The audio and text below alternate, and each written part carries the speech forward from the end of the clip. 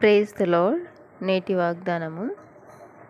దురాలోచనలు యెహోవాకు హేయములు, దయగల మాటలు ఆయన దృష్టికి పవిత్రములు. సామెతల గ్రంథము 15వ అధ్యాయము 26వ వచనము. హృదయము నిండిండు దాన్ని బట్టి నోరు మాట్లాడును గదా. మన హృదయము మంచి ఆలోచనలు కలిగి ఉంటే మంచిగా మాట్లాడతాం. ద్వేషం, అసూయ, కపటం మొదలగు వాటితో నింపబడితే దురాలోచనలు కలిగి తప్పించే విధంగా మాట్లాడతాం.